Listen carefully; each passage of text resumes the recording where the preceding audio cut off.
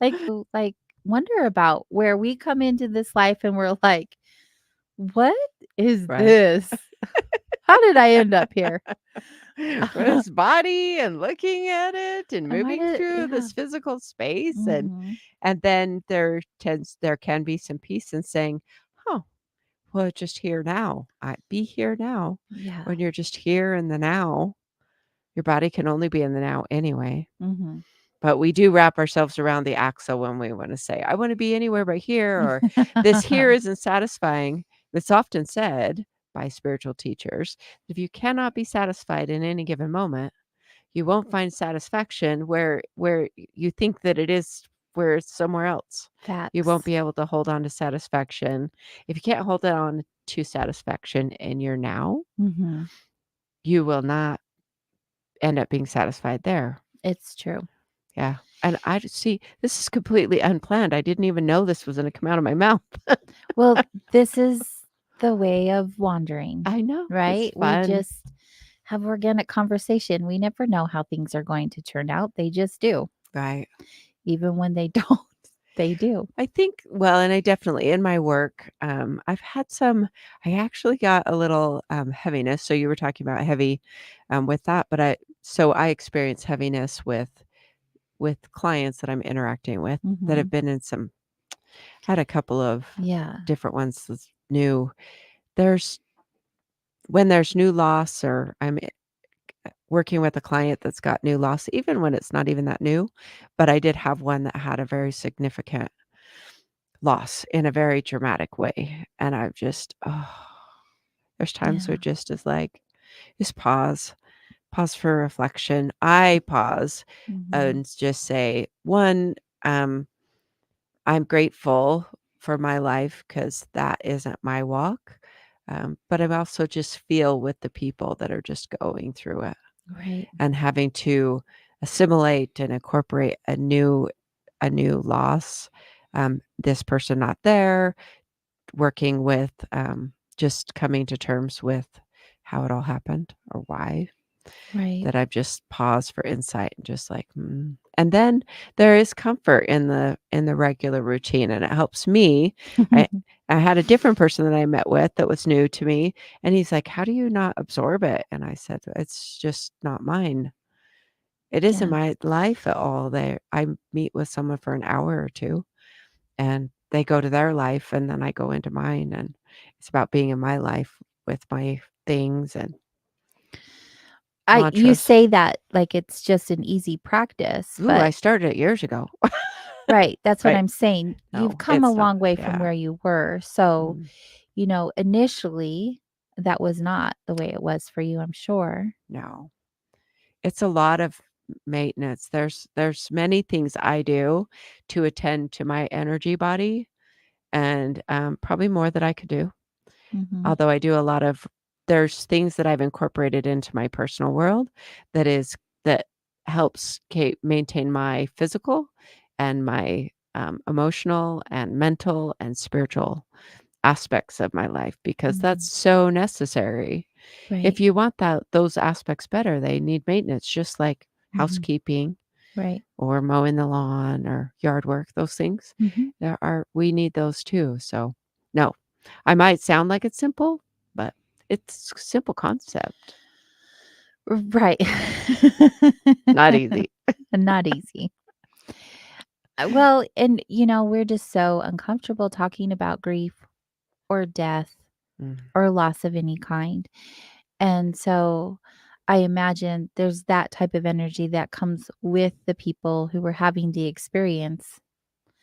There's just all kinds of um, there's all kinds of different emotions and things that you're experiencing and feeling, theirs and yours and the experience. And uh, I, I Natalie, yes. you do a lot of amazing things.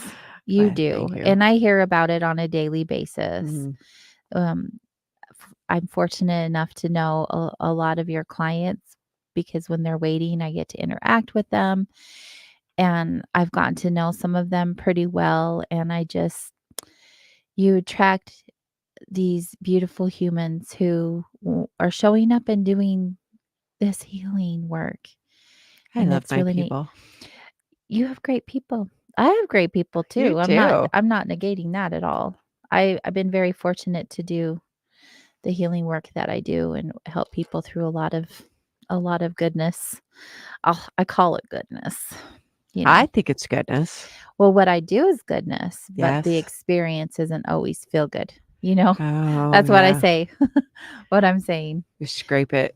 We're scraping stuff clean. Sometimes it's not the most Yeah. fun. Let me move this incense. I'm going to block all the me and my incense.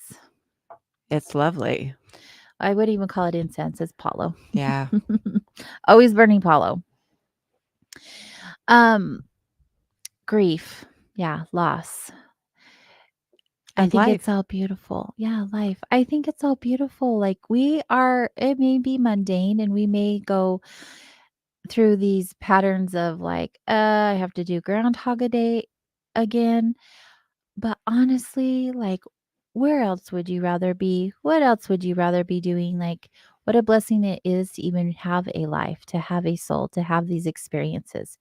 And if you're bored, you have all the power to change that. If you're bored, get outside into the world. Something's going to happen. Right? Exactly. I always remember this every time I think, oh, I'm bored with this project. I always have a lot of things to do. So I just move on to the next and then I'll go back and revisit. But I don't know who used to say this to me all the time when I was growing up. I don't know if it was my dad. Definitely wasn't my mom or an aunt. I don't know. Someone in my family, I just remember I'd be like, as a child, I'm bored. Well, if you're bored, it means you're a boring person. I Wow. got told that all the time. Wow. Is that bad? I I think they were just like now as an adult, I'm like, they were just trying to get me to, do something about it. They probably were, I mean, a little blunt, but it's accurate. If you are bored, only you can change that. Only it's you true. can go out and do the things. Actually, that is pretty insightful to say, okay, if you're bored, well, even if we're just taking the words and say, I am bored, then that means you're a boring person because you're infusing yourself with the I am and the bored.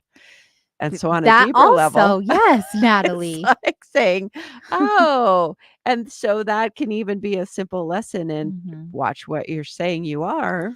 Exactly. And so whether or not you're adults, but they were guiding you and trying to get you up and out and expand, Yeah. They were just like, well, then do something about it. Stop right? being bored. Well, obviously they conditioned you. Obviously, I have had a lot of conditioning in my life because I'm currently uneffing myself on repeat. Which is a beautiful experience to un-F yourself. No, it's good. It's good. I I appreciate think it. You know what we won't be tonight is bored. no. I'm so excited that our guest is who she is. She was on the show 4 years ago. I can't even believe it's been that long because I remember when she was on the show last time, I was like, I'm going to have her on again. But time, It slips. it It's just just goes by so quickly and yeah. then it's gone. It's wild to me. But here we Yes. are, 4 years later. We're going to do the thing. We're going to get reacquainted. And I am so excited because she has a plethora of topics we could talk about. I'm sure there are things that she wants to share, what she's up to in these days. That's So exciting. I know, let's not wait. Let's go to Let's commercial break. Let's get this over with and come back and have our amazing guest. We'll be right back.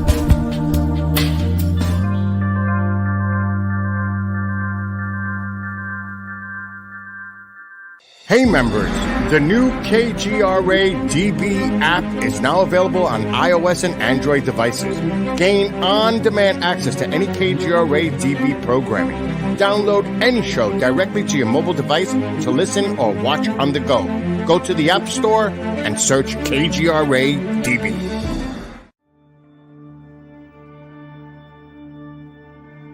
As UFO reports come in from around the world, the Mutual UFO Network, MUFON, is there. We continue to explore new cases and build our massive database. We share our information with the world in a number of ways. If you would like to be part of our investigative team, you are always welcome. What could be more exciting than exploring the UFO question firsthand? Join MUFON, find your friends.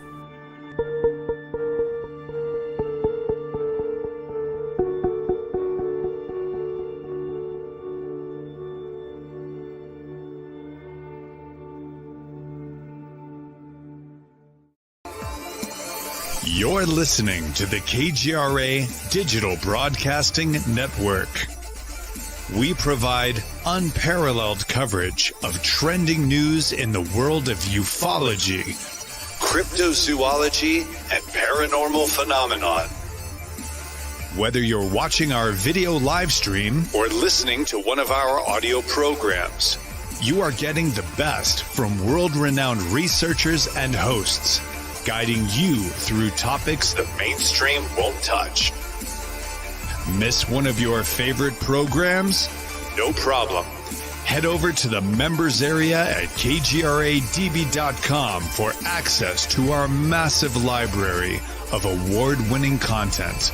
Make contact, stay connected, only at kgradb.com.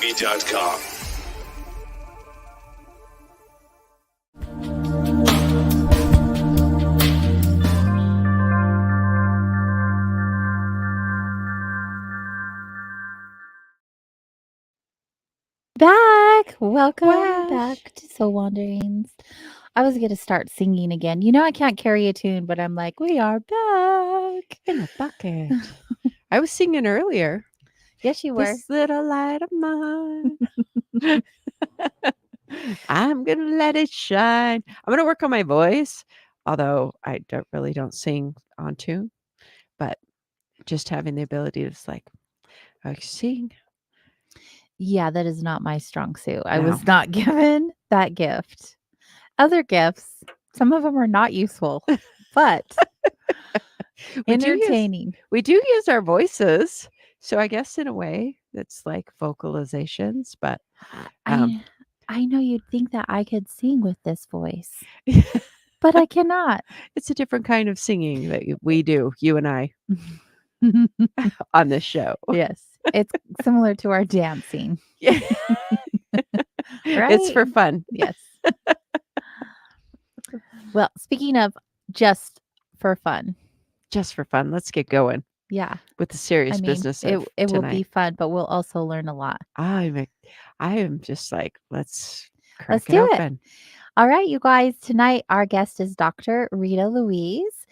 She is the founder of the Institute of Applied Energetics and the former host of Just Energy Radio. She's a naturopathic physician and a 20-year veteran in the human potential field. She's also an author of several written publications and video features. And like I said, she's back with us after a 4-year break. So we're going to learn about so much tonight and all the things that she is up to, including her newest release, which we'll let her introduce to us. Let's welcome to the show, Dr. Rita Louise. Hey guys. Hi, welcome back. Well, thanks for having me. You know, you're the second host that said, well, you know, it's been 4 years since you've been on. And I'm like, no, it was like last year. And they're like, no. I'm like, okay. Yeah, right? Where did that time go? I don't know. COVID, you know, that was just a black hole in history. Oh, facts. Yeah. Yeah. A couple of years of immense stuff. I did a lot of fishing. What's That's all I remember about COVID. I did a lot of fishing. Did you yeah. really? It was the only thing you could do. I mean, I'm in Texas. They would actually like let you go fishing, but I love how they would let you. Let's not go down that rabbit hole. Did you get a lot of writing done during that time though? no, No. no. No. I'm trying to think of what I did. See, I don't even know what I did. It was so long ago. I don't even remember what I did yesterday or last week, and you want me to talk about 4 years ago? Yeah, no, that's not going to happen. I mean, because I think the last time I was on, I had just released my Dysfunctional Dance of the Empath and Narcissist book, because that's when I Yes, was doing the rounds. that's what we talked about. And then I think COVID hit. And And that I was did a lot of fishing. I really don't even know what I did. Because usually it's like, oh, well, I did this, and I kind of got nothing. yeah, yeah. Well, and we all learned so much from that little time frame, didn't we? Yes, we did. My life didn't really switch. I mean, I started working from home, except I did in-person grief groups, so that didn't stop. I True. was only out for a couple, and then I'm like, okay, there's plenty of grief going on. Rita, Keep this at it. is Natalie. She wasn't my co-host Natalie. when you were on the show. Want to make sure you know who you're hanging out with. So, catch us up. What is new in your world? What is going on with you? But tell us that after you introduce yourself a little bit for those who haven't heard of you, which I doubt, because there's a lot of people who know who you are. I know, isn't that weird? But not as many people that knew my dog, the poodle in the tinfoil hat.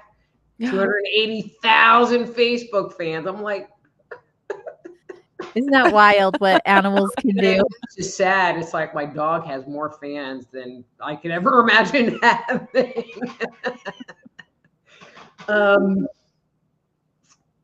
So I'm a naturopathic physician, and I work primarily as a medical intuitive. And so people come to me when they have, and I'm just going to put this in air quotes, issues, and they don't have to be necessarily physical issues, although that is something that I really do work with people on. But I work with individuals that also have like mental and emotional problems. They're recovering from trauma. They have issues with emotional regulation, and they just really don't know how to calm things down. But working as an intuitive, I'll talk to you about pretty much anything. My big caveat is I won't talk to you about dead people, because to do that, the dead people have to come to my house and visit, and I don't want them here. And so no dead people. After that, I'm pretty, I joke around that my house is the land of the weird, because people are like, well, this is pretty strange, but I'm going to tell you. And I'm like, I've been there before. And sometimes I'm even like going, okay, that's a new one for me, which doesn't happen very often, but it does sometimes.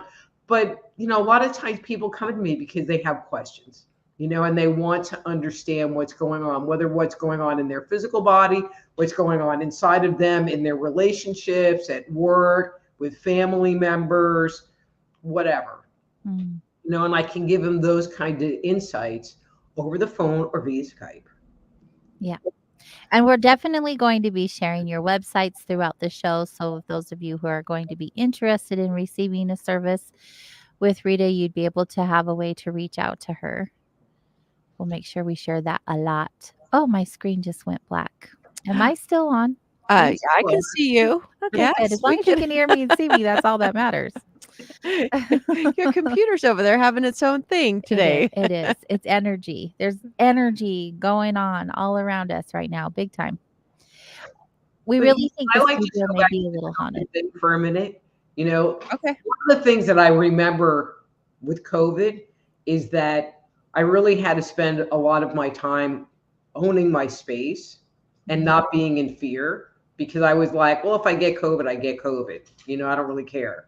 I have supplements. I know what to do to take care of myself, and I didn't care.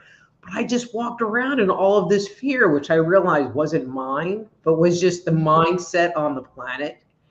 And one of the other things that I noticed was that people were actually starting to take a stand and deciding what was real for them and what was narrative. There's a different word I would use, but we're on the radio, so I won't say that.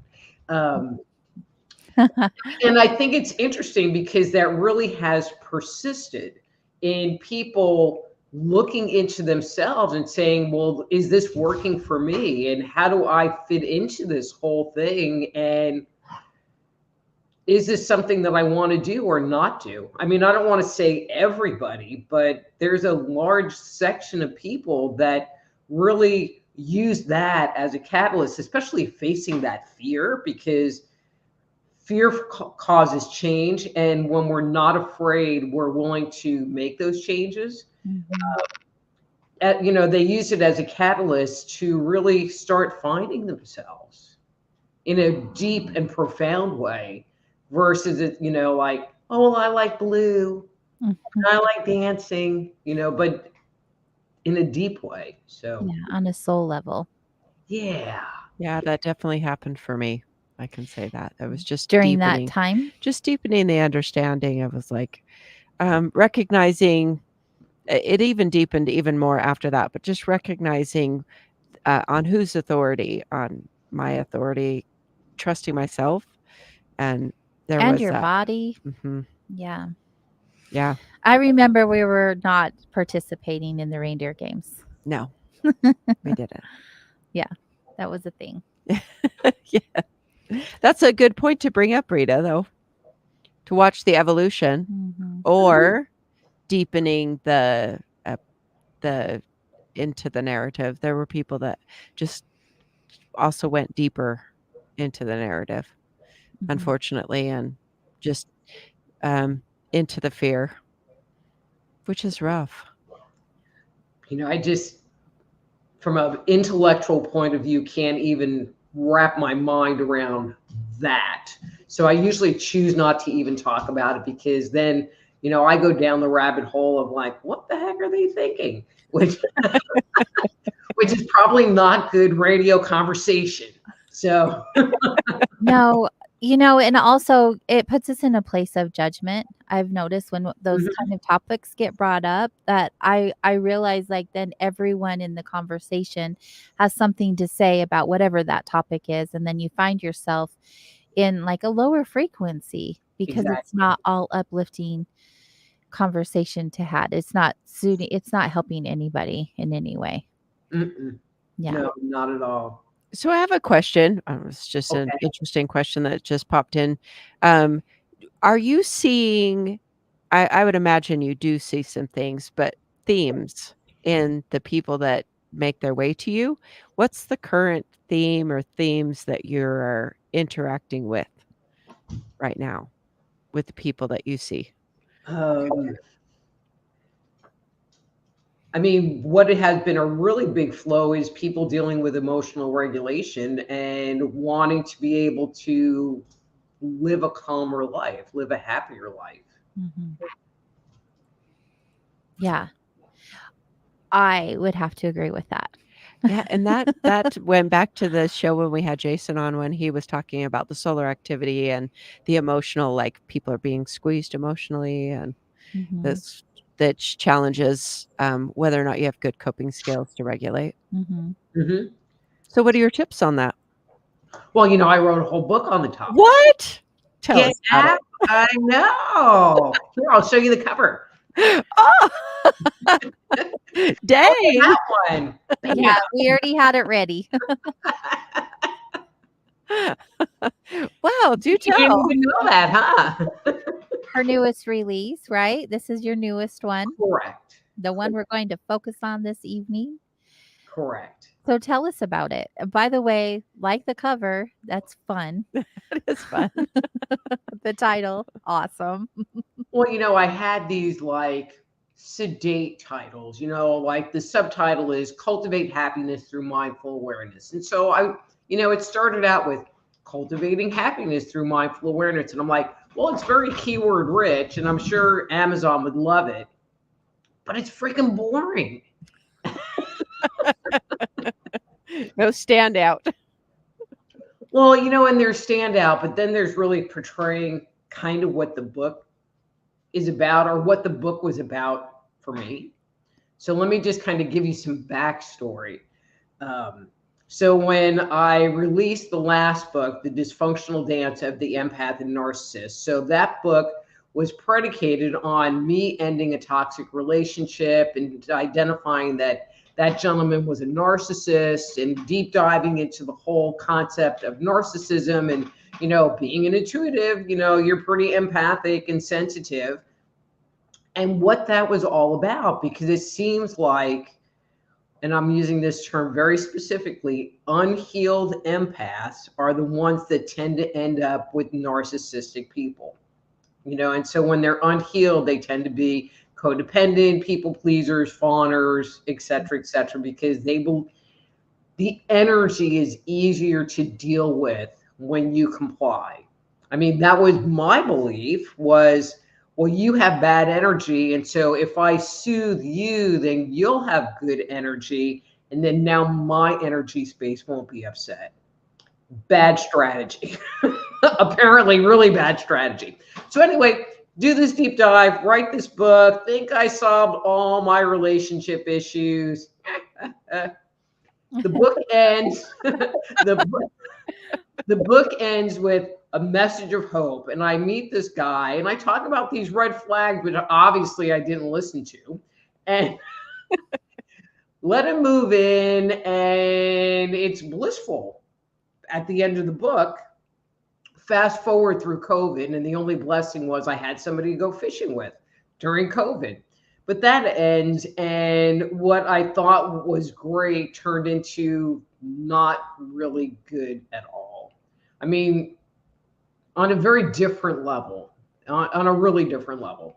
So anyway, get rid of him. But at the same time, it's like, you guys were talking about, like your vibration and whatever. And my vibration was in the pits. And from a law of attraction point of view, my business was suffering because I had really bad energy. And by the time he was out the door, it's like all I wanted was to be happy, to feel some contentment in my life. But I didn't know if that was something that you could pursue. And so that started the research, can you learn to be happy? Because I didn't know. And I found very quickly that you could, and that kind of opened up this door to this giant rabbit hole of getting to know myself, but not like on a personality level, but on an energy level. And, okay, so this happened and this is how I'm responding. Okay, so I'm in the fight response, or I'm triggered this way or whatever. And after starting to employ some of the techniques that I share in here, within 6 months, my life really started turning around, and not just from the breakup, which was painful enough, but from a lifetime of this struggle of, I emotionally regulated okay, but if I got triggered, I would like go down into this funky rabbit hole and stay there for a couple of weeks. And then fun Rita would reappear, down the road. And that's gone.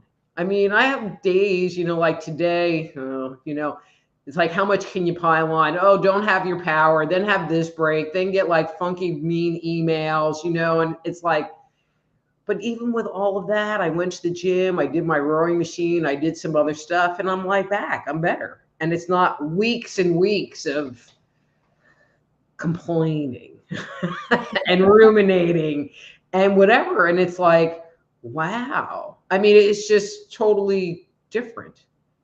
And I worked with some of my clients using some of this methodology, and a good friend of mine. And, and I said, well, I'm using you as a story. She goes, use me away. Who would have these panic attacks and would throw up because something would happen in her house and whatever. And she hasn't thrown up since the first of the year. This is like a freaking record. But, I've been working with this process for about 2 years. She's been working with it maybe a year. One of my clients is working with it for maybe a year, and their lives are totally different. So it's not even hard. This is the process that you created just from your research? So it's not a process that I created, but So the book focuses on looking inward and monitoring what's going on inside. with the goal of it's my responsibility to make sure that I'm happy. And so if I'm not happy, what's making me not be happy? Mm. And then so the attention is on that. And the goal is to be happy. Yeah. And so if you find, so if happy is here or joyful is here or whatever, like the positive emotions are here, and you feel your energy starting to go down, you're feeling like you're moving out of the flow. If you're feeling like, if you're noticing you're having negative thinking or yourself, having self-sabotaging thoughts, you have to stop. And I provide a number of techniques to sit there and help break that chain and help break that cycle. And some other ones to do some deep digging and some inventory about what's going on. But to me, the key is noticing and stopping momentum. And Mm. once you start doing that, now there's room for you to go, wow, so this happened and this is how I responded. But was it me? Like, was this my crap that, Mhm. I have some old trauma that's sitting in there? Or were they a jerk? And do I need to sit there and call them out on it? So it allows you to ask those deeper questions. Correct. Yeah, I like that. I like deep diving. Yeah. And it really is all about that pause, giving yourself that pause and then being curious about it. I like that you said you started with, so you have to notice, and then because in my understanding and in my studies, in my own studies, we're very mechanical as humans. And so we have to raise our awareness, or we have to raise our noticing to begin to notice Mhm. before you can start shifting. Because if Correct. you don't notice, there's no pause and you're Correct. just habitual, habitual, habitual. Well, I mean, we live our lives based on a series of programs and a series of beliefs that are instilled in us before we're the age of 7. And then we think, well, this is who I am, and this is how life is, and this is the way I'm going to be treated, or this is the way I should treat people. And so when something happens, those little programs, I like to think of them more as like computer viruses. You hit the enter key and it just goes off and has a little life of its own and then stops. Mm. And so when I'm working with my clients, I'll sit there because they'll have some thoughts that they'll have or some behavior that they don't like. And I'll go, it's not about changing the behavior. Step one is not about changing the behavior. Step one is about observing what's going on. Because if you observe it enough and observe it long enough, you're going to be so willing to do whatever it takes to stop doing it because it's going to drive you crazy. Exactly. Exactly. It's amazing to me how willing we are to stay in that stuck place where we're not moving forward, we're unhappy, we feel like garbage, but we're not willing to do anything about it. Like we have to get so uncomfortable first before we're like, "Hey, maybe there's something I can do to change this." Exactly. And I joke around. So this book, so people that know me, they're like, it's like listening to you talk in my head, because it's just really written in my voice, and that's one of the things that I talk about. It's like, okay, I was just so thrilled to be back in the dark night of the soul again. It's like, Again. but I think this last time it, took me down to like the lowest possible level that it could, that it forced me to make much deeper changes. And my hope is that people reading this book will not wait so long and will maybe start to use some of the practices, contemplate using the practices, hear my voice in the back of their head and go, wait, I just had a wait, I just had a negative thought, because, there's Dr. Rita's voice in the back of their heads going, hey, that was a negative thought. And Now you're going to do that for me. Thank you.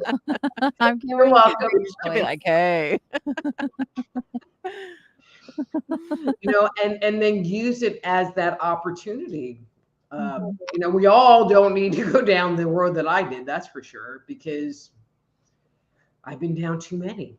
As they say, it's character building, and I'm like, do I already have enough character? But whatever. Obviously not. Well, that I know, and my girlfriend tells me today something about, well, it's educational, and I'm like, You're like, I can learn other ways that are a little softer. It's that concept that says, well, at least you got educated again, or you're digging deeper and you're getting down at the deeper parts of your swamp. and then it just makes me want to use some like good Italian sign language, No, no, I don't want to. Kicking and screaming. Oh, it makes sense. Well, obviously, we get to relearn the lesson when we did not learn it the first time or the second time. Or the 20th. Yeah, however many times. Me. You I've know, learned many lessons on repeat. Well, and that's part of that whole living based on those programs is we live on autopilot. And so we don't ever think about it. We don't ever question it. We don't, I mean, in my case, I didn't even know it was something that you could change or that you read all these books about, healing trauma and fixing this and fixing that. And there are these techniques, but they all kind of keep you in this broken place. You're always a codependent. You're always a trauma survivor, and the way this book is written is like, that's your history. That's your past, but we're starting today. And what can we do today? Because we don't need to fix that. We just need to change who you are.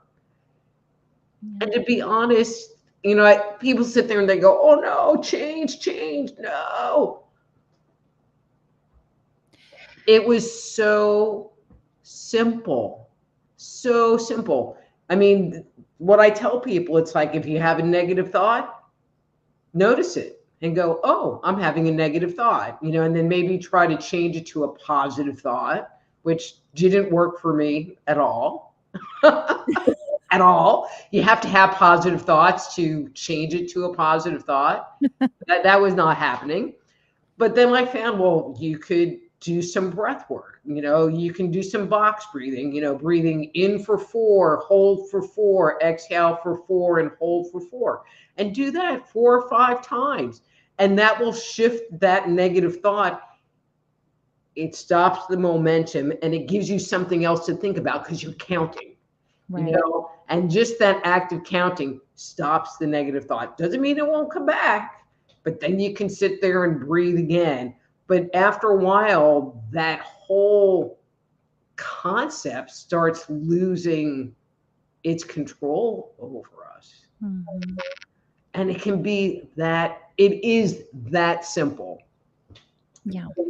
And I liken it to like dieting, where dieting is not hard. The premise of dieting is don't eat the food. Don't eat the entire bag of Oreo cookies because that's not dieting. So eating the bag of Oreo cookies is like being triggered or having an emotional meltdown or being emotionally dysregulated. It's like, oh, I just ate the whole bag of Oreo cookies. But what gets most people that are dieting is then the day after they give up versus going, wow, I just ate that whole bag of Oreo cookies. Wow, I just had an emotional meltdown. Oh, I had bad brain for 2 days. And getting back and going, okay, but now I'm going to start my practice again. Mhm. It really is about getting back up, right? Because you can mess up. That's okay. So many people just stay there. But it is about continuously going right back at it. You made a commitment to yourself. Don't let yourself down. You said that you're going to do this, then do it.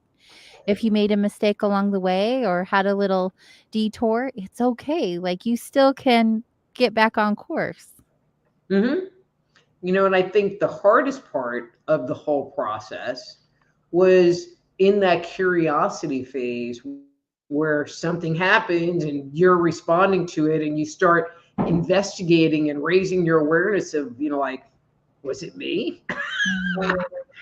And then you realize it was, but now you have to go have a conversation with somebody because what they did was very triggering for you, or you need to walk away from a relationship, or you need to do something different, and it's in that making a different choice that is different from the pre-programmed stuff that you were used to your whole life.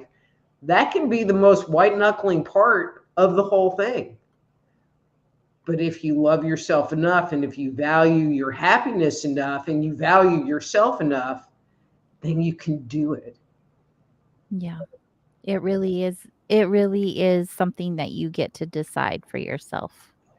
And then have a panic attack after, but you can do it. But even if you have a panic attack, you can still get back on track. Have a conscious panic attack.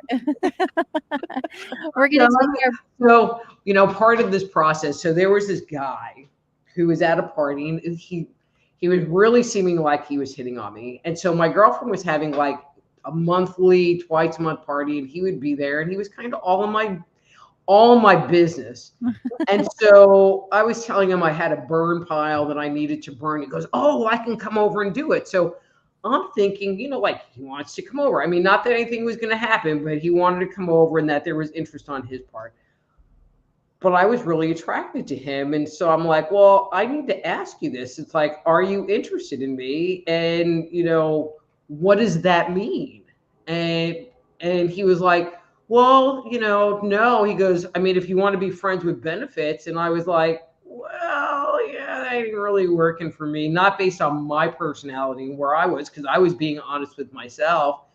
And he was like, oh, okay. And I hung up the phone and literally had a panic attack. But I did it. I talked to him, and, You stay true to yourself. yeah. And it was like, wow. Yeah, that's so empowering. It really is. Attack also, but that was okay. Yes. So, Yeah, it's part of the process, I think. mhm. We're going to take our top of the hour break, Rita. When we get back, we'll continue to wander with you for another hour-ish. Yay. Stay close.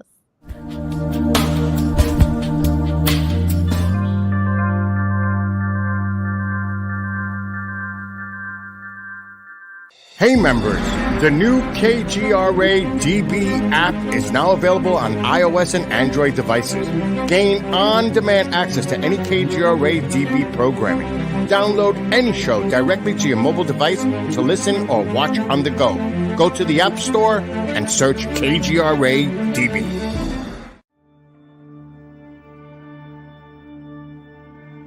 As UFO reports come in from around the world, the Mutual UFO Network, MUFON, is there. We continue to explore new cases and build our massive database. We share our information with the world in a number of ways. If you would like to be part of our investigative team, you are always welcome. What could be more exciting than exploring the UFO question firsthand? Join MUFON, find your friends.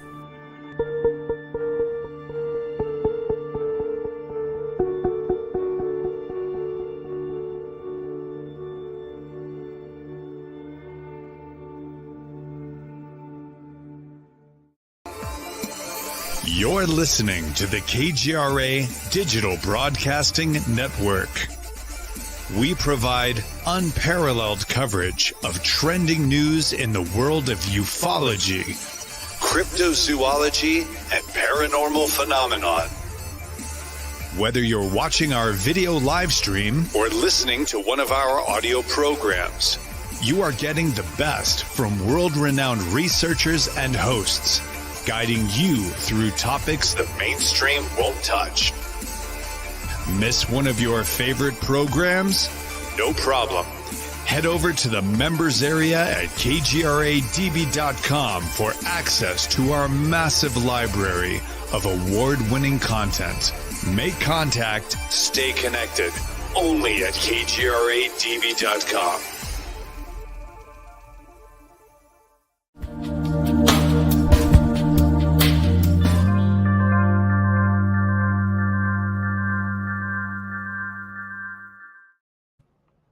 Hello, Wanderers. Welcome back. I am AJ, And I am Natalie. and tonight we are wandering with Dr. Rita Louise. We are hanging out on KGRA Digital Broadcasting. If you are interested in learning more about the station, the show, or us, that is the place you'll want to go check out. Head over to the shows and host, head over to Wednesday and scroll down to the bottom where Soul Wanderings is. There you can learn some more, connect to our social media links, and also if you are interested in supporting the show or the station or both, I should say, and get 30% off your annual or monthly subscription, go ahead and click on one of the buttons at the top to receive that discount. Makes it really easy. They're just there for you to easily access. So, hi, welcome back, Rita. Hey, bleh. Hi. Hi. Your energy is so much fun. Thank you for bringing it. It's Thank you. wonderful. Well, and it feels so much different than it used to be. So I don't know if people notice, the change. I don't know if people see a change, but I feel a change. So Well, you look different even. You do. You you've always had this light about you. There's no doubt about that, but you're a little extra bright and shiny. If I could yay. explain it in a quick and easy way. Also, I think when you work on yourself as much as you have or as much as anyone, right? We change physically and our aura becomes brighter. We become more energetically vibrational, like we just are we're more fun to be around. Mhm. Right? And it's beautiful. It's like a cocoon and a butterfly emerges and that's exactly what happens to us on repeat when we continue to do this kind of work. Well, and I don't know if it's because I got COVID and I still don't have my taste buds fully back, or if it's all this work that I've done on myself. I'm going to say it's all this work that I've done on myself, and I lost 30 pounds. Just Oh, oh my goodness. Yeah, it just comes off, huh? apparently. That's how you let go of all the things that just weren't you anyway, that you had Mhm. just picked up along the way. Hmm. Yeah. Yeah. A lot of it is energetic or inflammation or whatever. You know, Or you get out of a relationship and you drop that. extra weight. All the parts of that person you kept packing inside of you. I have to say that that phone call that you had with that man about coming over, I've noticed like in my life, I'm not sure if it was conditioning or what it was, but women we are just taught to be nice to men, right? It has to look and be a certain way because we don't want to make them uncomfortable, even though we may be uncomfortable. And so I've had this whole life where I've just been like, yes, sir. Yes, sir. I'll do that for you. Even if it wasn't something that I wanted, or I didn't want to hang out with them or it was just always like that. And the more that I've recognized that and like stood in my own power and gotten clear with myself and what my intentions are with people, not just men, but you realize that you have a voice and you have these boundaries and you can speak them confidently. And then after you do, you just have like this extra energy about you where you're like, yeah, I'm a baddie. Like I can have these hard conversations and I can have healthy relationships and I don't have to have it look and be what I was taught my whole entire life. It's empowering. And see, I have a lot of guy friends, and if I was to sit there and show you like my Facebook list or my phone, it's like, thank God my boyfriend's not listening. I talk to a lot of guys, and it's not that there's anything going on. They're just my guy friends. You know, Going back to that guy, in hindsight, that man projected sexual energy to me, and so I had to sit there and really also spend some time separating out like, was that just me responding to his blasting me, Mm. his second chakra energy? Or, I mean, because if he came over, I don't know that the wood pile would have got burned. How's that? And it was just kind of like, okay, um, yeah. Yeah. Well, and you actually got that out of him when you did ask for clarity. So all the things that you learned, you just lean in and you say, "Okay, I just need clarity in this situation." And Mhm. he basically outed himself about that. He's like, "Yeah, but it's like this." And you're like, "Oh, yes. Well, thank you for that Okay, information." well, yeah, I think my wig can sit out there a little longer. You're like, "I'll burn that later." Well, and it's interesting because from what I understood, he would kind of spur my friend into having these get together things, and it was a friend of mine, so I would go. And after that conversation, no more get together things. And he didn't come to the Christmas party. And it's just like, okay, but you didn't really like me. Okay. Going back to your book earlier, you were talking about, people having different experiences come up. With all of the people that you've worked with, have you noticed, like, some people really like the title of, I have PTSD, or I have this, that, or the other, and they're not really willing to let that go to do the work? Because I've noticed that's a thing. People are, like, so attached to the title of what they think they are. How do they undo that? So I don't get that all that much as far as like them hanging on to a psychological title. Where I get them, or where they come to me, is I have an entity attachment and it's making my life miserable. And it's like, no, your life just sucks. It doesn't have anything to do with an entity. And it makes me laugh because, 20 something years ago, the big thing was past lives. So in my 20th past life on Atlantis, this thing happened to me and that's why I'm this way in this lifetime. Yeah. It's like, no, you're just an idiot now. And you might have been an idiot then, but you're holding that now. And so I feel like people like to use that as the excuse, or as I don't have to really take responsibility because I can take it and put it over there. Yeah. And that's the same thing with labeling it. Is you don't really have to take responsibility for it. You can just say, oh, well, I have ADHD, so you're just going to have to accept my bad behavior. Mhm. Mhm. Yeah. That's what I was getting to. I didn't necessarily mean a psychological issue, but in general, because so many people will have an excuse of why they are the way they are. Yeah, I mean, the biggest thing that I get from my people are, and I'm going to say, and I love my clients to death, but are the procrastinators.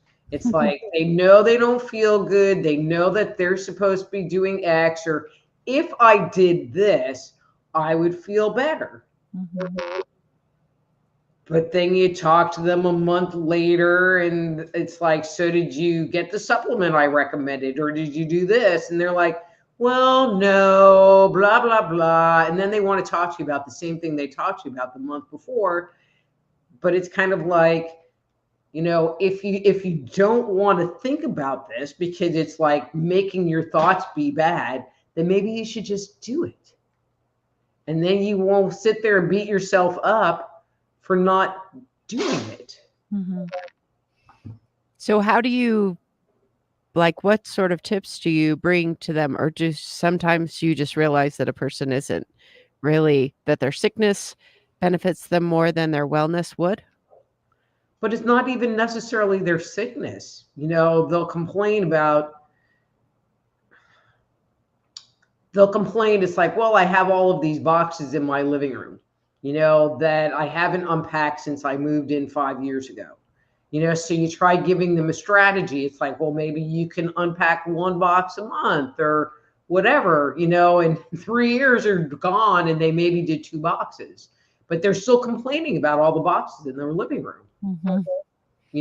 and I mean, I've tried everything, giving them strategies to work with. Well, maybe you can do this. I've tried shaming them. I've tried all kinds of things. Just being like, but the bottom line is, and the reality is, they obsess about it, and then because they're not doing it, they beat themselves up. So they like double whammy themselves in this process all the time versus just freaking doing it and being done with it so they can take that line item and check it off.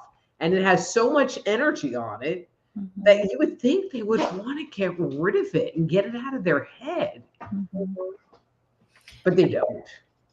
So many people hold on to their past experiences, their past behaviors and patterns. How would you recommend them to let that go? You talked about earlier how, like, today's a new day. Let's just go from here. But how does someone just go from here? How do they let that stuff go? And my experience was it wasn't about letting it go, it was about paying attention to when that old stuff got activated. You know, when an old memory or an old belief got activated and going, wow, that was pretty messed up. I don't need to do that anymore, you know, or I don't need to believe that, or okay, well, that's just a really interesting belief that I had, but is that really true? Because you can challenge those beliefs and you can challenge those behaviors Mhm. and rewrite the script. You can go in and literally rewrite those programs to get rid of the viruses. And all that takes is the curiosity to look and ask questions. Hey, Mary. Hi, Mary. Yeah, it really is. It's all about digging deeper. But you talk this is your latest book. Dang, it was me all along. Just really getting real with ourselves about how our role is in the experiences that we're having. But you also talk about all different kinds of other topics. Like, you have a wide array of topics. Mhm. So, from the paranormal, anomalous topics all the way to health, like everything in between. How did that happen for you? Like, was it a process? Was it an interest? Like, why are you in all of these different arenas? Are they passions of yours, experiences of yours? So my first, I think it took me a long time to finally kind of pull this together in some talking point. So my first love in life was archaeology and anthropology, and I wanted to be an archaeologist when I was in elementary school. So I learned you had to have a PhD to really do anything. So I kind of dropped that, but I found psychic stuff at that point in time, and so that became my new love, which I've been doing pretty much ever since. And so some stuff comes up as a question. So I have two books that are kind of health, energy, medicine, how subtle energy works books, because I was just interested in the topic. And so the one book, Avoiding the Cosmic 2x4, looks at why we get sick from a subtle energy perspective. You know, so there is the relationship of the chakras and how energy moves and processes through the body, because I wanted to have a better understanding of that so I could explain it to my clients, or so that I could look at it in their space better. But I also incorporated the tree of life in the Kabbalah, because I feel like the two systems are related. And they gave a very, so if you think about Eastern philosophy, you know, everything, the chakras are round, and, you know, and there's positive and negative in the chakra. But when you look at things from a Kabbalistic perspective, especially the tree of life, instead of there being seven chakras, there's ones that are in the center, but the on the tree where it goes to the two sides, it's like positive on one side and negative. And I hate using those terms on the other side, but it gives you this spectrum of it. You could be way over here or you could be way over here. And it gave a very different perspective of basically the same energy. So I interwove that in, but that was a whole learning experience, you know, like really researching Kabbalah and the tree of life to integrate that. So that was a pretty fun deep dive. And you know, then I got involved with a ghost hunting group and did that for a while. When I studied at the Berkeley Psychic Institute, they had these house healing teams, which were actually really fun. So there'd be like a car full or 2 cars full of psychics that would go to somebody's house and do a reading on the house. And we'd go around kind of like a ghost investigation, but no equipment, just a bunch of people touching and feeling the energy. And then we would give the person a reading about their house, their property, vortexes, weird crap that was going on. And so I was contacted by a paranormal team to be their group psychic. And so did that for a while. And at the same time, I was getting all of these clients who were having entity issues. And I started doing spirit release work with them, or trying to. And so what evolved from that was my book, Dark Angels: An Insider's Guide to Ghost Spirits and Attached Entities, because I needed to write the attached entity portion. And so I kind of filled it with just this whole ghost thing. So let's see. Then,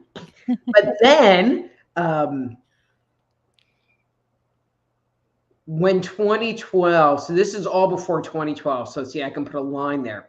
So when 2012 happened, there was a TV show that was talking about the Mayan calendar and how the Mayan calendar was ending on December 21st, 2012. And, you know, the world was coming to an end and blah, blah, blah, blah, blah. But in the show, they made this comment about, well, in Hindu tradition, they say the same thing. And I ended up watching the show again to see if they elaborated on that one statement, which they did not. So now, being nosy, I'm like, well, what do the Hindus have to say about this? And it was similar, but very different. Like they didn't have they didn't have December 21st, 2012. How's that? They did talk about, the cycles and going into the Kali Yuga, but that's not supposed to be till the future. But anyway, so that took me on this whole thing. And I find this story in these narratives that sounds just like the Noah story. So now I'm digging into the Noah story. And so that ended up being like a 9-month deep dive into the mythic record, which ended up being, and there's 2 titles, and excuse me, let me grab a lozenge so I don't start coughing. E.T. Chronicles: What Myth and Legends Have to Say About Human Origins. So that's the version you can get on Amazon that does have the spelling corrections. Or you can get the copy that's on my site, which is Man-Made: The Chronicles of Our Extraterrestrial Gods, which has a cooler title and a way better picture. And So it's the same book. Excuse me? It's the same book? Same book. Okay, I'm looking at all of your books right now because I'm like, add to cart, add to cart. Okay, they're the same book. But the Man-Made book is not available on Amazon. It's only available on my site because it was picked up by a publisher and they changed. If they had the title being The Chronicles of Our Extraterrestrial Gods, I would have been okay with it. But they changed it to E.T. Chronicles, and I think it's just a turnoff, really, personally. Anyway, and it's not a great picture. So The Man-Made one is pretty cool. And, and so that book looks at the history of humanity based on the mythic record. And it starts with in the beginning and ends right after Noah's flood, and incorporates myths from around the world that all collaborate on each other, that, in my opinion, show that there's a global myth happening that ends after the Noah story, kind of like the Tower of Babel, and they all get their own language and they all disperse. And the thing that I found fascinating with that, okay, so one, it really nourished that like archaeology part of me, because like, ooh, I get to read old stuff. And I don't know. I was going somewhere, but now I just totally forgot. So I guess it wasn't that important. It happens to me all the time. You're in good company. Earlier. But there was a whole lot of material and a whole lot of questions that I had that came out of that book that really had to do with the human experience and how did humans become human? Because if there's this global narrative that everyone is talking about, if you look around, there are global customs, like the concept of circumcision, or cranial deformation. And actually, I was just having a conversation with somebody about this the other day. Marriage rituals. It's okay to have sex with an unwed woman, but oh my God, once she's married, you can get stoned. They can cut your nose off. They can kill you. They can do all of these things. And the only thing that changes is what they do to you based on the culture, but it is a common practice that you find around the world in just about every culture. So where did that come from? Did somebody decide, okay, where did that come from? And so that's really what that book looks at. I mean, it doesn't necessarily provide answers, but it raises a lot of questions and provides the backdrop of what's going on and the movement of humanity from being apes into being Homo sapiens sapiens. Hmm. Extraterrestrials are involved, except I just don't say that. Yeah. But So, there's no way around it, I don't think. what is your fascination with extraterrestrials? Because I notice you also have, so you have the man-made or the ET Chronicles, how what both of the same, but in your movies and films category, you have a like deceit, lies, and deception, the reptilian agenda, and you have entities and things like that. So Mhm. how did you get to that area of your life? So the reptilian agenda kind of came out of the stepping out of Eden book is about the human origin part because Mm, I'm stepping out of Eden, and I don't have a copy here, but anyway, um, and so it was an idea because we really don't. Okay, I have to really back this up. So there is the question about reptilians, whether reptilians live on the earth. And, if reptilians lived on the earth, they live in underground bases and they control humanity by controlling the government and blah, blah, blah.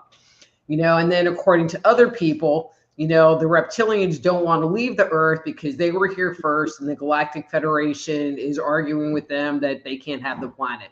So I'm not really a contemporary UFO person. There's part of my like BS meter that goes, okay, Galactic Federation. However, when you look at the mythic record, there is this group of extraterrestrials that came to Earth and helped form and create humanity. And so there was a war between these creatures that are described as half man, half snake, or half reptile, and they're depicted in art with the upper body of a man and serpent legs, kind of like a centaur, except not with a horse, but a little snake body. But what if the visual image was incorrect? What if they were half man, half snake because they were humanoid, but they had, lizard skin?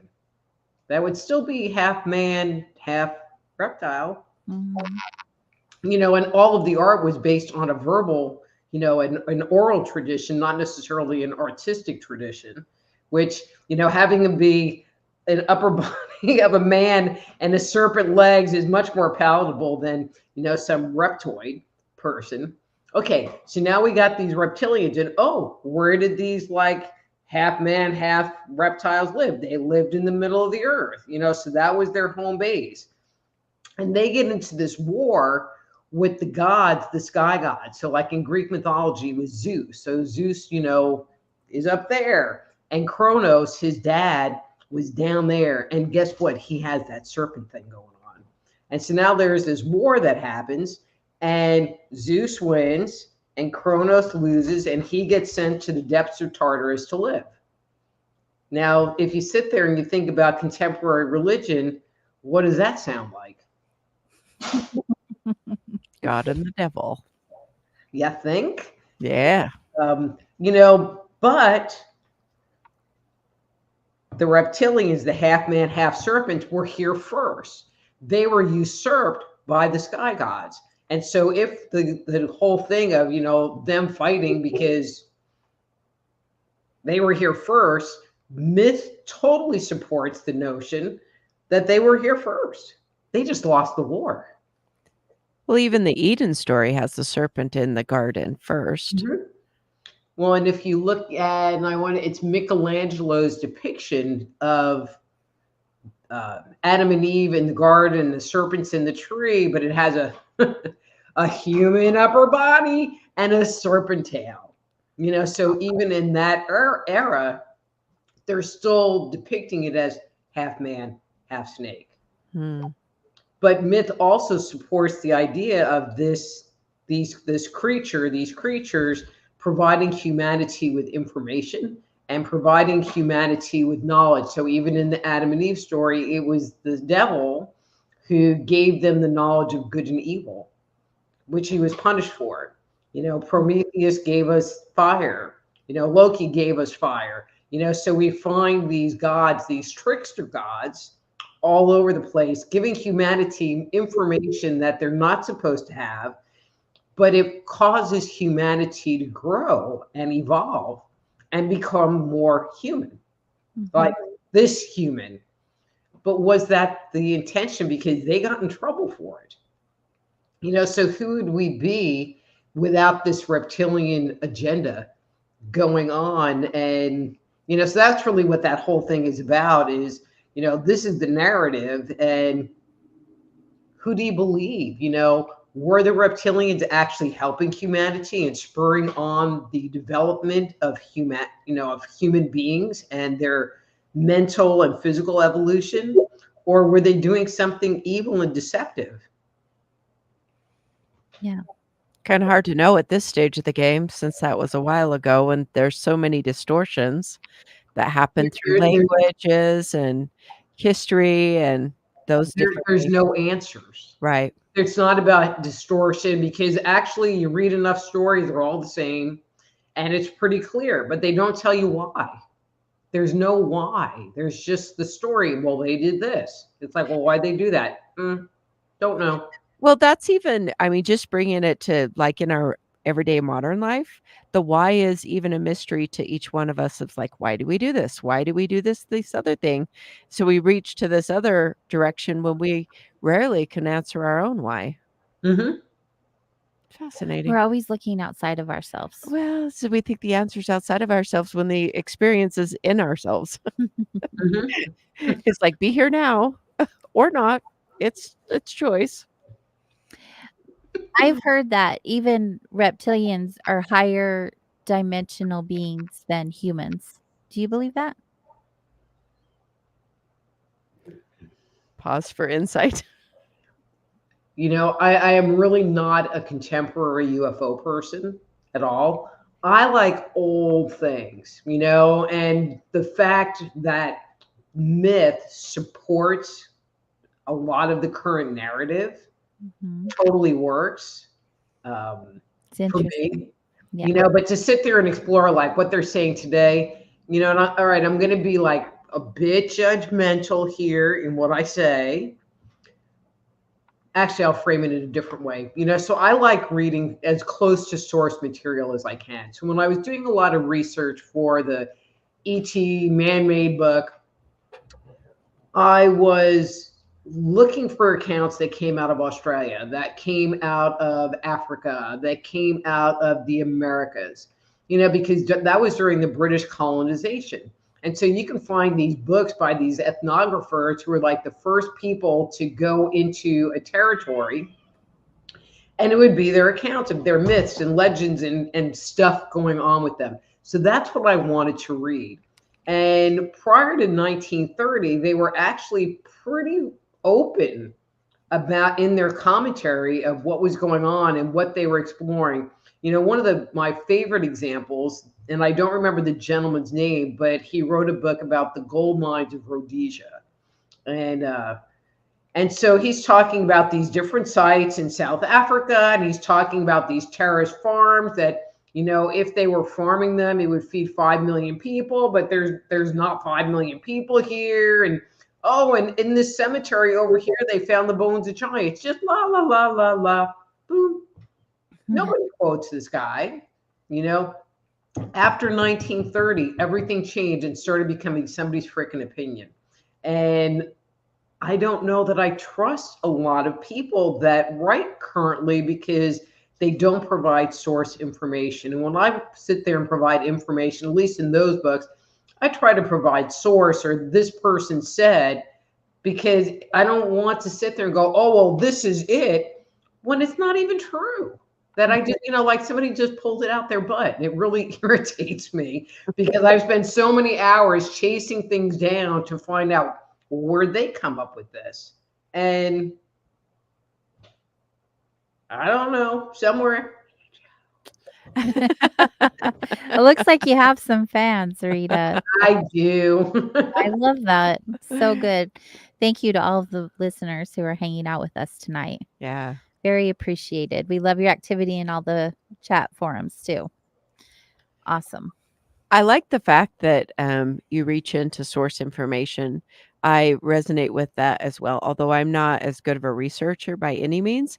But what you were just saying, I was just having a conversation with someone yesterday who's been a journalist for a long time and in the communication business.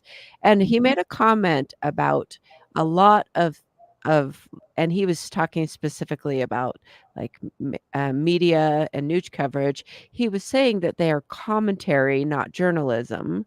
And I feel like that's an aspect of what you're mentioning. It's like somewhere around the 30s, we shifted into commentation or commenting on ideas, not substance. So commentary is much different than substantiated research, where you're studying it on a very deep level. And no, that was like, oh, that was a current thing that I just heard was commentary versus journalistic or research-based.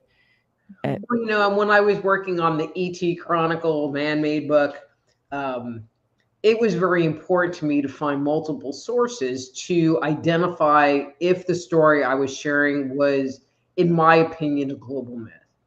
So if there was a story that came out of Babylonian text, Sumerian text, and I found the same thing in Greek or Egyptian, they're all pretty much in the same geographic area. I mean, it supported the narrative and it maybe gave me a different outlook because important things are highlighted in one and maybe diminished in another one. But if I found the same story in India, that was cool. If I found it in Australia, or if I found it in the New World, that was like ding, ding, ding, ding, ding, ding, ding. Because how did these stories get there? And they were recorded by the ethnographers. So it wasn't like they had become a Christian country and blah, blah, blah. And now they've taken on these stories. Like Norse stories have definitely been contaminated. Some of them are great. Some of them have been very Christianized, so they're a little hard to separate out. And then I released the book and somebody made the comment, well, why don't you talk about Atlantis in there? And I'm like, there's only one Atlantis story that I've ever found. And last year I was on Gaia Ancient Civilizations #5. Well, I was on #4 too, but #5. And we talked about We'll check it out. And so one of the topics was Atlantis and also Mu or Lumeria. And Atlantis, there's one story and then people commenting on that one story. But when you talk about what went on in the Pacific, it becomes really interesting because you find artifacts on one side of the Pacific as well as completely on the other side of the Pacific. And you find stories in South America and in Hawaii that support this exodus because of some massive eruptions and stuff. And so, in that Pacific Rim, I'll call it that, you find these stories, but it's not just one story. You find multiple stories that all support the notion that there was some kind of catastrophe that happened and millions of people died, which to me supports the notion of Mu or Lemuria, or whichever word you want to use, for that being a population center and a culture that is no more versus Atlantis. Mm. Oh, this stuff is so fascinating to me. And see, this is how my brain is all the time. It's lovely. It'd be fun to hang out with you, Rita. It's like, we are hanging out with you, but it's like, wow. Yeah. It reminds me of someone I listen to who is doing a lot of research, and even your title is talking about the they were considered the sky gods or aliens, but came in and actually utilized humans, and they were not nice to humans at all, but then the humans ended up worshiping them and putting them up in a god category, but they aren't God. They were extraterrestrials, or just not from this place, not like us, and they tinkered with humans. This is one of the things he had talked about. Okay, so I'm going to stop you right there. See, that's some of that conjecture part. So yes, the gods definitely had a hand in creating humanity. And yes, and so prior to the Noah story or the Babylon thing, Tower of Babel, all of the stories are written from the voice of, and I'm going to say the gods, like I'm a god, you're a god, there's Thor, there's Zeus, and we're all like hanging out, drinking beer, because that's how the stories are written. And they're written not in a first person, but in a familiarity way, that we're just, we're just gods and doing our god stuff. But after that point in time, all of the stories that happen, and this is how you can tell a new myth from an old myth, is humanity is subservient to the gods, and so Moses is venerating God on Mount Sinai. Perseus? No, I'm trying to think. Trojan War. Anyway, the main character from the Trojan War, he meets with the gods and he goes on a quest from the gods, or my personal favorite, Jason the Argonauts. Jason's this little teeny guy and the gods are giant, but the perspective changes. And so we're always looking up and venerating. And the reason I stopped you, and I'm sorry about my whole long dissertation here, was the fact that there are no myths that say that humanity was ever mistreated. Now, there are stories that talk about mining, that there was mining that happened. But when you read the myths, it was either the giants that were doing it or the dwarfs, kind of like Lord of the Ring, and the dwarfs are underground and they're getting the gold. Not humanity. It's these other alien races that were doing it. We were kind of more like pets, like the dog. Here's a treat. Ooh. Interesting. Because we are actually, it's the last chapter in that E.T. Chronicles book. We're a domesticated species. I have heard that we came from the feline race. Oh, really? A lot of the I've never humanoids. heard that. But A lot of humanoids.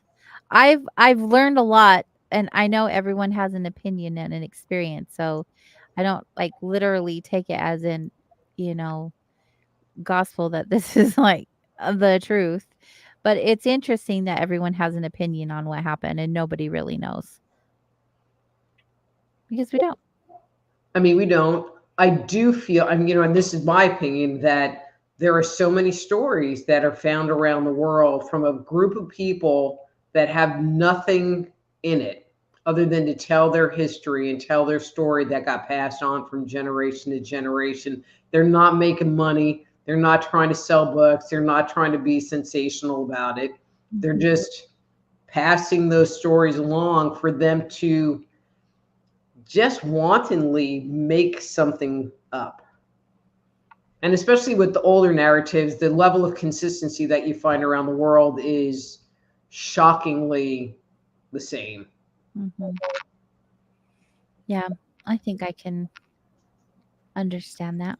Of all the topics that you have taught yourself about, all the things that you've written, do you have one that is one that you're more passionate about than the others? So I really love the ancient mystery stuff. I mean, lets that little archaeological piece of me come forward because I like reading those really dry, boring books that no one would ever take off the bookshelf because they're dry and boring, like the Ramayana, kind of dry and boring and written in lyrical verse. But it was really good book. All right, 3 books. It was 3 books. Um, but it was to me, it was really good. As far as what has been beneficial to me has been these last 2 books. The one, because there is, They're your experiences. yeah, and they've been the most healing, and I can talk about them so well because they were me.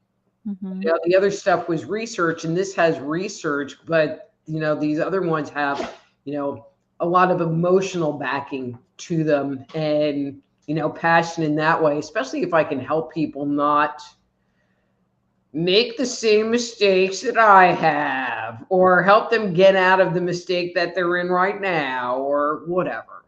Right, right. Well, and I think they're relatable.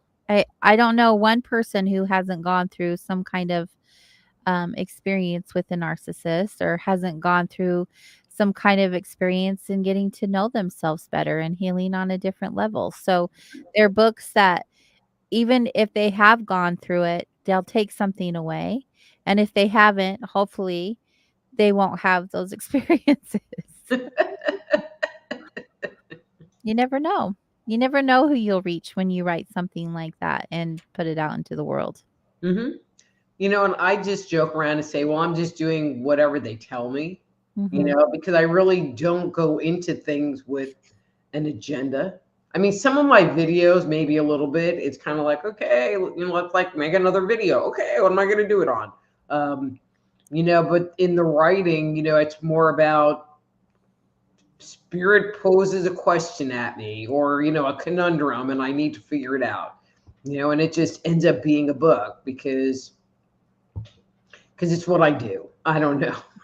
You're like, "I'm gonna learn about this, and so I'm gonna write a book about it, so then you don't have to take all the time to learn about all the things that I did. I've summed it up into this book hmm for you." But it's not even that. It's, so when I was writing the dysfunctional dance book, and the book opens with me telling my story, and I came from a pretty dysfunctional family, and I just kind of like unload all of this stuff at the beginning of the book, which on some levels is a little embarrassing because, like I have this new boyfriend, and I'm like, yeah, you want to know about all the crappy things that have ever happened to me in my life, read the beginning of the book, because it's just all there.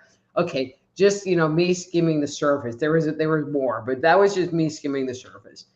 And I just, was doing this research, and I was like, well, I wonder if I should write a book. And I kept getting this message, but you have to write your story. And I'm like, well, what do you mean? It's like, no, you have to write your story and how you come into this in the first place. And I'm like, shit. So, and I'm like, well, I'll do that later. I'll do that later. And I couldn't write anything, not anything. So I finally wrote the story, and the rest of the book just came out. Mhm. Because it's not, Oh, listening to spirits talking. yeah, Yeah. arguing. And then it's like, okay. Sometimes spirit gives you instruction and then you start like, but I don't know. I think maybe that's not completely right. And Spirit says, okay. I want to hear a little bit about your medical intuitive stuff because I'm Okay. intrigued by that, like how that works and the experience of that. Okay. I'm not even sure where to start with that. She's like, Um, just right angle turn, okay. 90-degree I turn. know, we're like second in this topic, this topic, this topic. Yes. And it's not like this topic, but I am like probably okay. I have gotten better. Like I actually have copies of my book sitting here, Good which is job. like a far bigger improvement of me like not self-promoting anything at all. So it's like, ooh, self-promote. So a medical intuitive, someone who is able to, all right, in the truest sense of the word, is able to look into a person's body and identify what is going on. So they might be having gallstones, or they might have an ulcer, or they might have, pancreatitis, inflammation of the pancreas. And that's what they're able to do. And so I don't know, and I'm going to make the assumption about this is how I fly. So there's what's going on the physical level, because this is my very doctory term. I'm palpating their organs while I'm sitting in my living room on the phone. Okay. And I feel into them and what's going on a functional level. But if somebody's experiencing some kind of disease, or illness, 80 to 90% of the time, there's some kind of an emotional, psychospiritual piece that is sitting in their body. And whether it's sitting in that particular organ, or the cause is sitting in that particular organ, but there's that energy. And so my belief is that one, I share that information because sometimes once old programming is brought to the surface, you have the opportunity to acknowledge it, shift it, grieve it, whatever you need to do. But healing can't really ever happen because healing, according to my book, Avoiding the Cosmic 2x4, starts in the mental. See, wasn't that good? Starts in. Wait.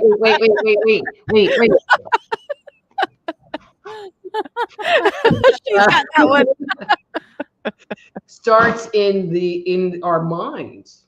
So we have a negative thought which creates, and then it moves into our emotional body where it creates an emotional response, and then it moves into our etheric body where it starts to set up the blueprint of our physical body until it finally manifests and explodes through onto the physical plane.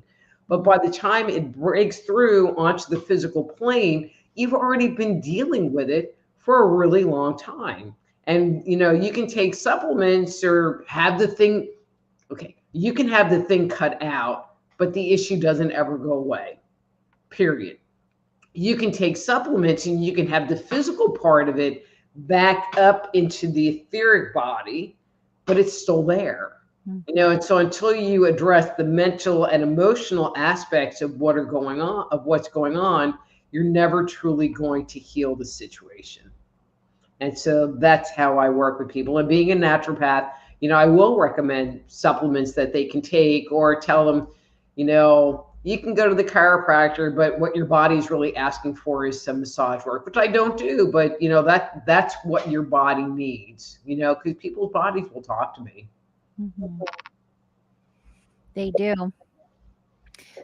Isn't there what's the book you always reference? I always Oh, forget the title. so I generally use Feelings Buried Alive Never Die Mhm. is a book that I reference. I think it's kind of it is a little bit of a Utah thing, but do you have a go-to reference for the emotional causes for disease, No. or do you just do it intuitively?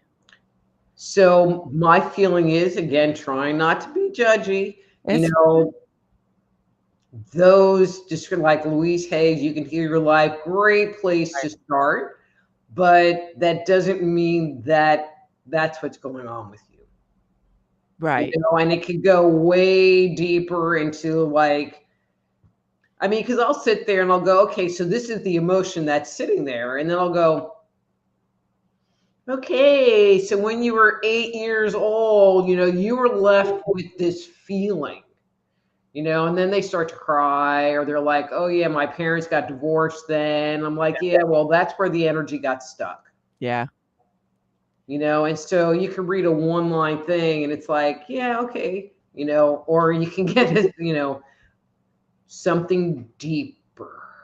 Oh, that definitely resonates. So with my work, I'm working in a human with their humanists anyway. It feels very much like therapy, not therapy per se, but it's therapeutic, and it's a reference book for me to just, like, point to, so where I can just quickly read, "Hey, this physical illness you have going has these underlying aspects," and then we can utilize that for further discussion or an exploration and those types of things.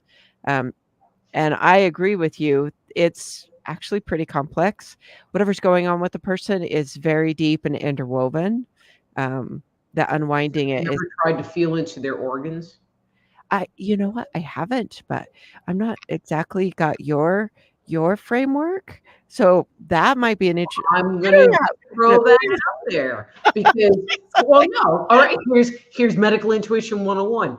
All of our organs are going to carry a different energy, and so they might be complaining about indigestion, like that's their big issue because now they have GERD, and so you're feeling into it. So the stomach might have one energy, but then you start kind of poking around, because you could have like a gallbladder issue, which is actually creating the stomach issue, and you start poking around the gallbladder, but now you end up over in their liver.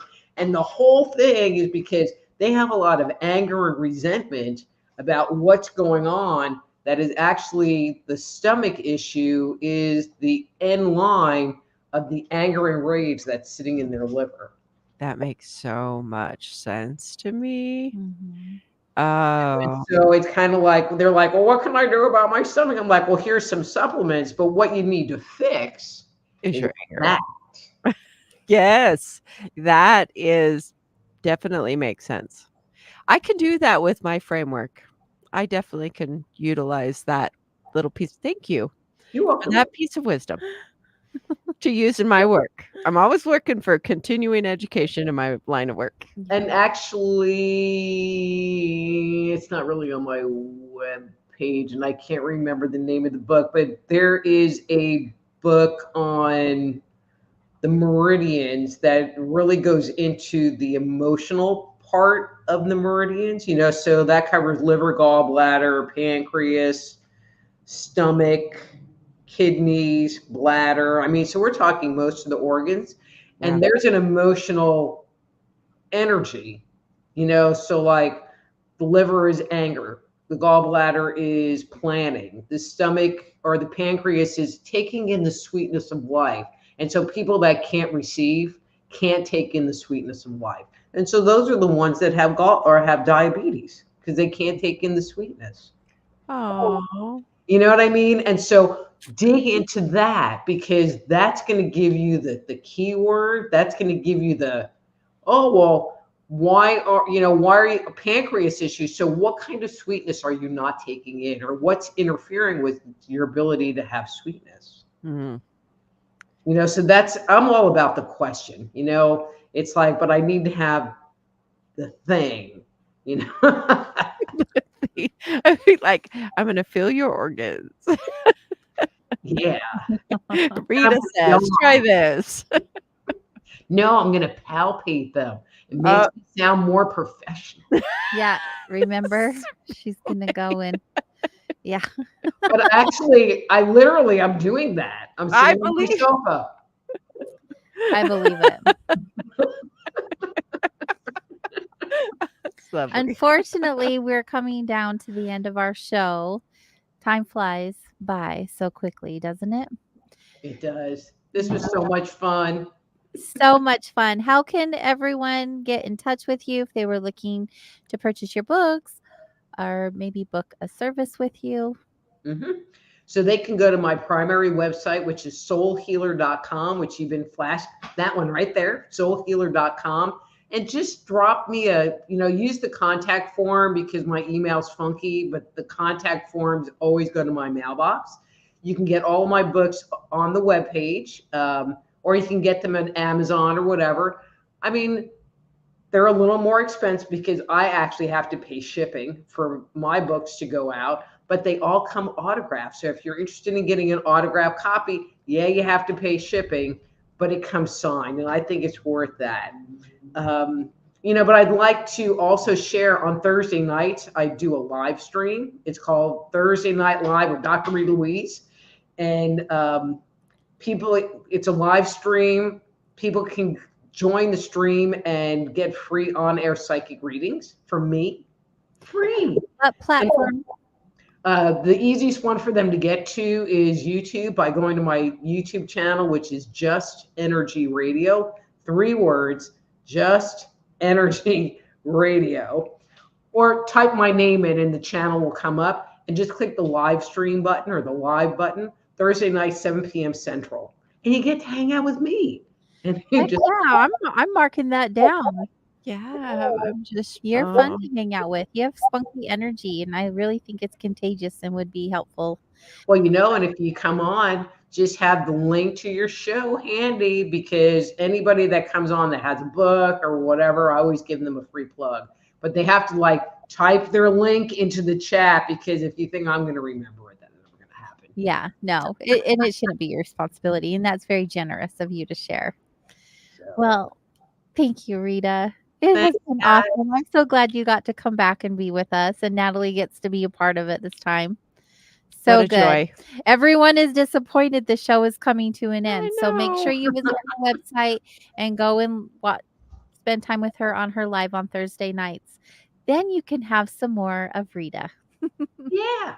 And thank you, listeners, for being here with us tonight. Until next week, be good to yourself and be good to each other. Good night. Have a good one.